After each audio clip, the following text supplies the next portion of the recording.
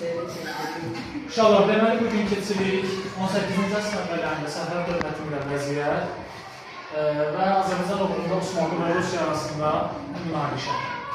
Deyirik ki, 1694-1722-ci illərdə Səfəv dövlətində hakimiyyətdə olmuşdur Şah Sultan Hüseyin.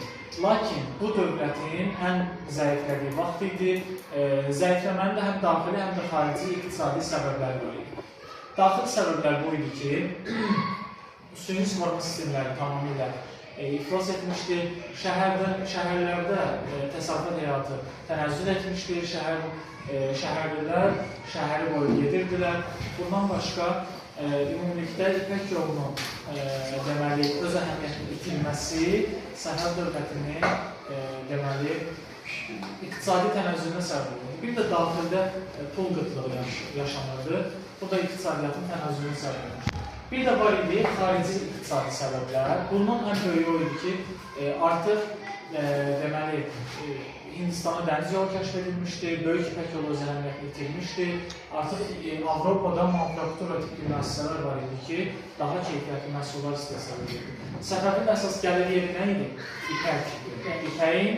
İpək yolu dediğimiz Avropaya daşınması edilmişdir İpəyin. Yəni əsas gəlirindən məmnun olmuşdur bir sözlə. Və 1707-1711-ci illərdə Səfəvi əleyhinə Zarbağakəndə üsyanlar başlayırdı. İlk dəfə üsyan xalq çıxışları, yəni mövcud olduğu dövr ərzində 200 il ərzində ilk dəfə Zarbağakəndə başlayırdı. Bundan başqa Şah Sultan Hüseynin dövründə 1709-cu ildə Əfqanlar hücum edib, Qəndəharı tutmuşlar, Nasirələri tutmuşdular və ümumilikdə dövlətin daxilində vəziyyət çox gərgin idi. Digər tərəfdən pul böhranı baş verilmişdir və bu pul böhranı zamanında Şah Sultan Hüseyin çıxış yolunu onda görür ki, öz ata-babalarının Ərdəbildəki məqbələləri var idi. Məsələn, deyildi, Şeyx Heydər məqbələsi, Şeyx Səfi məqbələsindən və o məqbələlərdəki qızılların çıxarılıb əridilməsindən verilmiş. Düşünün, o dərəcə düşmüşdür vəziyyət. Çünki metal qıtlığı çəkib edir Səfəv dövləti. Və digər tərəfdən bir də 1699-1702-ci illərdə əhalinin siyahıya alınmışdır və siyahıya alınma nəticəsində vergilərin miqdarı artırılmışdır. Vergilərin miqdarının artırılması idi ki, bəs 1707-1711-də əhalinin üsyanına səbəb olmuşdur. Beləliklə, belə desək, Səfəv dövlətində vəziyyət olduqca gərgin idi və bu vəziyyətdən də xüsusən Rusiya dövləti istifadə etməyə çalışırdı. Bir də uşaqlar 1709-cu ildəki 1711-ci ildəki Zarbağakən üsyanında Hacı Dağlı adlı şəxs yaxından iştirak edildi, lakin sonralar Hacı Dağlı həbs edilərək zindana atılmışdır.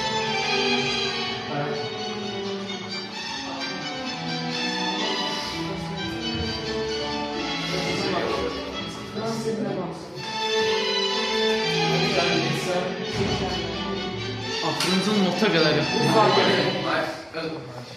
1713-cü ildə Şah Sultan Hüseyin Rusiyaya elçi göndərir.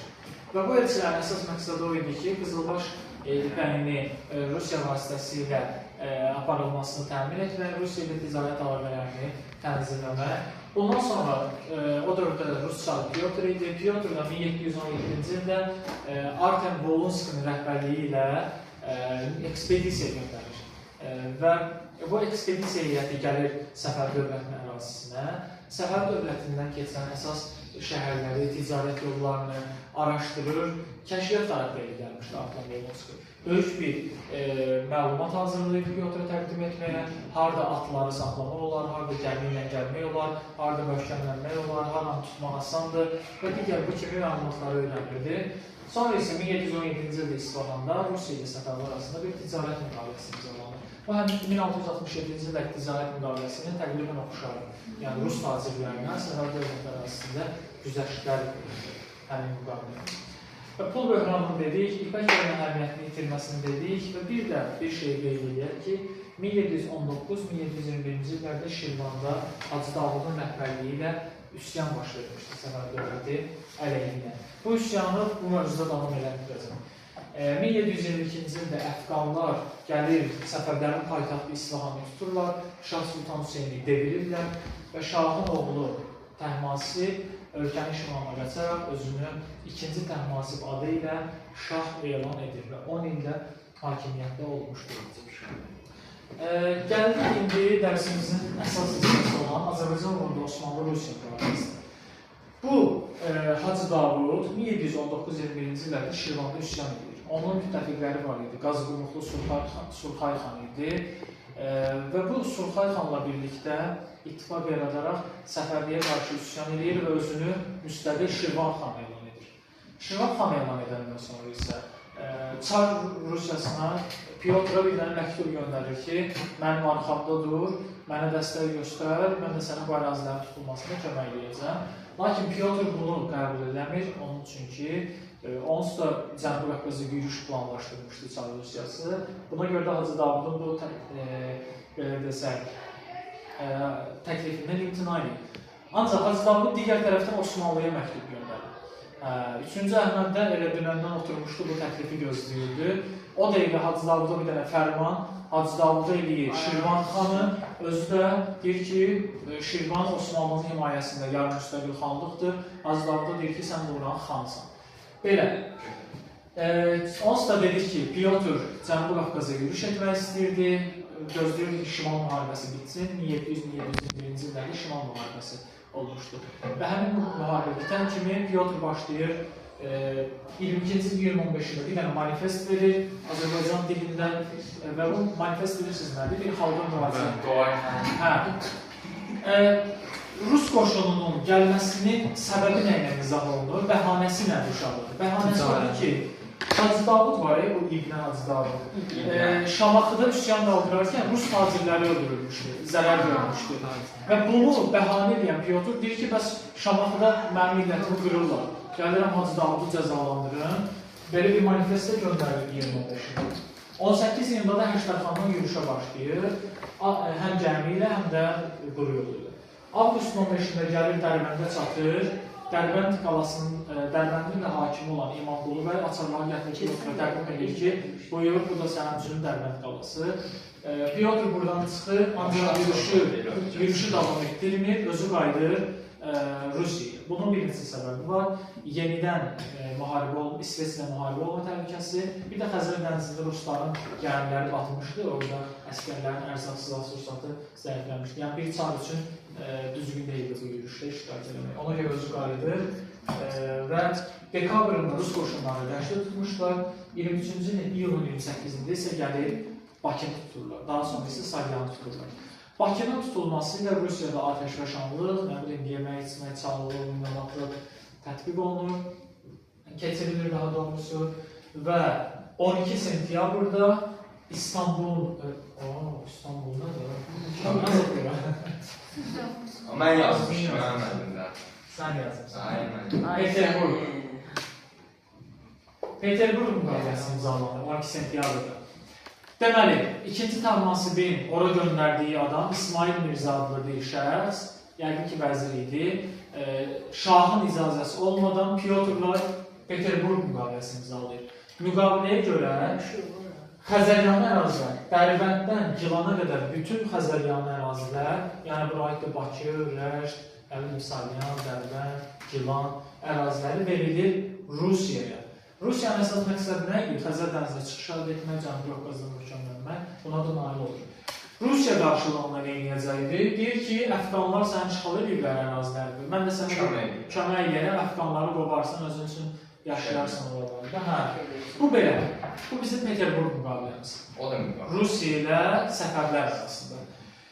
Bu tərəfdən Osmanlı nə edir? Diniz dayanar mı? Diniz dayanmaz. Bu tərəfdən Osmanlı da Cənubi Qafqazda yürüyüşə başlayır. Və ancaq Rusiya Osmanlı ilə müharibə eləmir. Nə üçün eləmir? Çünki mənasız idi. Əsas istəyi olan Xəzəryanı ərazilər tutmuşdu. Digər ərazilər ona maraqlı deyildi çox da. Birbaşa müqavilə imzalayır Osmanlı ilə İstanbul müqaviləsi. Şərtlərinə görə Rusiya tanıyır ki, Osmanlı tanıyır ki, Rusiya Xəzəryanı əraziləri işğal edir. Bu belə, ciddi. Digər tərəfdən Rusiya da tanıyır ki, Osmanlı Azərbaycan Xəzəryanından başqa digər ərazilərini tutsun, işğal edəsin. Yəni birlikdə belə desələr Azərbaycan ərazilərini bölüşdürürlər, Xəzəryanı keçirir. Rusiyaya, digər ərazilər keçir Osmanlıya. Şirvan isə bu bədbəxt Şirvanda yarım müstəqil xanlıq olur Osmanlının himayəsində. Hacı Davud da, bu bizim Hacı Davud da Şirvanın xanı elan olunur. Və müqaviləyə görə, bu İstanbul müqaviləsinə görə 24-cü ildə Osmanlı var, İrəvanı, Ordubadı, Salması, Xoyun, Mərəndi və digər əraziləri tuturlar. 25-ci ildə Təbrizlə Gəncəni tuturlar və Ərdəbili tuturlar. Uşaqlar, Ərdəbili niyə dırnaqçıda yazmışam? Ona görə ki, Ərdəbili İstanbul müqaviləsinə əsasən Osmanlının işğal zonası deyildi. Bonus olaraq tutmuşdu Ərdəbili. Əslində tutmalı deyildi, bonus olaraq Ərdəbili tutulmalı. Yəni tutmuş tutmalı. Gəlmişəm bu bonus. Ərdəbili tutulması ilə dedik ki, Osmanlıda atəşləşanlıq, belə yeyib içmək, şənlik keçirilir bu formada. 27-ci ildə bir Nabur müqaviləsi imzalanır, yenidən sərhədlərin müəyyən edilməsinə görə. Nabur müqaviləsinə əsasən bildik ki, 1728-ci ildə Ruslar Quba və Təngiyədən işğal etmiş olurlar. Bir də Rusiyaya keçək ki, bu Osmanlılar və Rusiya tutduqları ərazilərdə nə işlər görürlər? Osmanlı tutduğu ərazilərdə idarəçilik qurmuşdur. Baxın, deməli, vilayət, Sancalı, Mahal, Nahiyə kimi idarə etmə bölgüsü yaratmışdır. Vilayətləri Osmanlı sərkərdələri idarə edirdi. Ancaq bu digər üçünü, məsələn, Sancalı, Sancaq bəyi, Mahalları, Mahal bəyi, Nahiyə naiblər idarə edirdi də, yəni Mahal, Nahiyə naibləri. Ancaq onların vilayətdən başqa digərləri yerli bəylərdən idi, yerli şəxslərdən idi. Osmanlıya təbii ki, xidmət edən yerli bəylərdən idi. Ancaq təkcə vilayətlər idi ki, vilayətlərin idarəsi Osmanlı sərkərdələrinə tapşırılmışdır. Sonra, bu Osmanlı Azərbaycanda əhalini siyahıya almışdır, vergi dəftərləri yaratmışdır, yeni vergilər təyin etmişdir. Düzdür, qocalar, qadınlar, yaşlılar və digərlər vergidən azad edilsə də vergi sistemi qurmuşdur Osmanlı tutduğu ərazilərdə. Digər tərəfdən, bizim bu səfərdə divan və xalisə torpaqları var idi. O torpaqların hamısını birləşdirir və həmin torpaqlarda daha sonra dövlət torpaqları altında birləşdirilmişdir. Və Osmanlıya sədaqətlə xidmət edən yerli bəylərə bəylik və ağalıq adı altında şərti torpaqlar verildi. Şərti torpaqda bəylik, ağalıq, yerli feodallara Osmanlıya xidmətinə görə. Osmanlı idarəçiliyi belə, Ruslar isə tutduqları ərazilərdə komendant idarə üsulu yaratmışlar. İlk olaraq Bakının işğalından sonra iyulun 28-də Knyaz Balyatinski Bakının ilk komendantı təyin olmuşdur. Və tutduqları bu Bakı ərazisindəki Abşerondakı neft quyuları dövlət reyestrinə alınmışdır, reyestri. Dövlət reyestri odur ki, yəni siyahıya alınmışdır. Həmin quyular nə hardadır, nə qədər neft çıxır, nə çıxır və s. Bu formada reyestrə alınmışdılar. Osmanlıların və Rusiyanın idarəçiliyinə qarşı 24-cü ildə Salyanda, 27-ci ildə isə Qarabağda üsyanlar başlamışdır. Sizə bir şey demədim. Deməli, bu Hacı Davud var, Hacı Davud İstanbul müqaviləsində Şirvan xanı kimi təsdiq olunur. Amma sonra Osmanlı Hacı Davudu qovur. Çünki öz başına siyasət yürüdür, müstəqil olmayacaq. Ona görə Hacı Davudu qovur, xan olacaq. Bir dənə də uşaqlar, Pyotrun 1724-cü il 10 noyabr tarixli fərmanı var. Bu fərman əsasən ermənilərin köçürülməsi haqqında idi. Ermənilər Azərbaycanın həm Xəzəryanı ərazilərə, Dərbəndə, Bakıya və digər ərazilərə köçürülürdü və ermənilərə xüsusi ehtiram göstərmək, onları istədikləri yerdə məskunlaşdırmaq, istədikləri şəraiti yaratmaq tələb olunurdu Pyotrun dövründə. Dərsimiz bu qədər. Məni demək 24 yazısı İrəvan orduda nədir? 24-cü də İrəvan orduda salması Xoymərənd Osmanlı tərəfindən işğal edilir. Osmanlı tərəfindən İstanbul müqaviləsinə əsasən. Ərdəbilin bonus olduğu odur. Ərdəbildə bonusdur. Sonra 25-ci ildə Təbriz Gəncəni tutur, Ərdəbildə bonusdur. Necə? Təbriz Gəncəni tutur. Təbriz Gəncəni tutur, Ərdəbildə devam edir. Heç soruşmadınız bu boyda